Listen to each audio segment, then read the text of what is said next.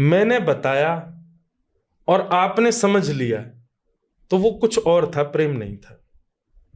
प्रेम क्या है? बोले मैं बता भी नहीं पाया और आप समझ भी नहीं पाए, वो प्रेम है जी। वो प्रेम स्वरूप है।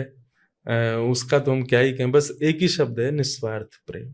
वो हमारी किशोरी जी का और ठाकुर जी का है। पर जैसे ठाकुर जी से प्रेम तो बहुतों ने किया, बट फिर उसमें राधा जी के प्रेम में क्या अलग चीज थी? वो हरिप्रिय भी हैं, ठाकुर जी भी प्रेम करते हैं उनसे। ठाकुर अच्छा। जी तो सब प्रेम करते हैं। हाँ। और हमारे वृंदावन में कहते हैं, हमारे माई श्यामा जू को राज। हमारे यहाँ राज ठाकुर जी का नहीं चलता, किशोरी जी का चलता है। कैसे? बोले, जाके अधीन सदा ही सांवरो या ब्रज को सरताज।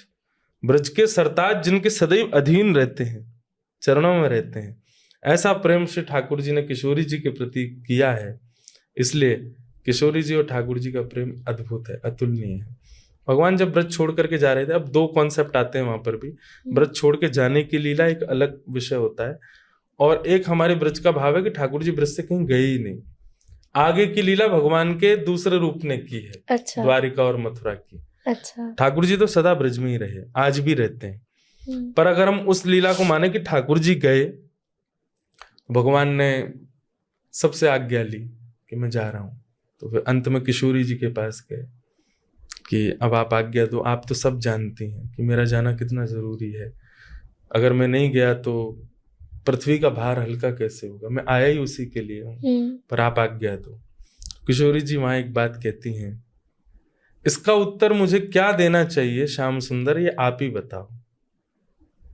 मैं क्या कहूं कि आप जाओ? अगर मैं कहूं कि आप जाओ तो मैं प्रेमिका कैसी कि मैं आपको कह रही हूं कि आप जाओ।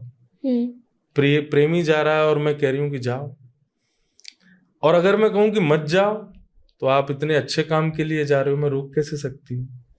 प्रेमी अगर अच्छे कार्य के लिए जाए तो उसको तो प्रेज करना चाहिए, मैं रोक कैसे सकती हूँ?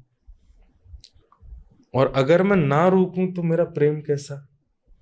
तो अब आपने जो मुझसे कहा है, इसका उत्तर भी आप ही बता के जाओ। मैं क्या बोलूं? आपको जाने के लिए आज्ञा दे दूं या फिर आपको रोक लूं? अच्छा। ठाकुर जी कुछ नहीं बोले। इसीलिए तो किशोरी जी का प्रेम महान है कि उनके प्रेम भाव में ठाकुर जी भी अशब्द हो गए। मतलब अद्भुत है। अब मैं किशोरी जी पे बोलने आ गया तो आपके 2-4 पॉडकास्टों का टाइम तो यहीं लग जाना है। ठाकुर जी द्वारिका जब चले गए तो रोज सुबह उठ करके किशोरी जी का स्मरण करते हैं। तो असंख्य सुंदरी पत्नियां हैं भगवान की,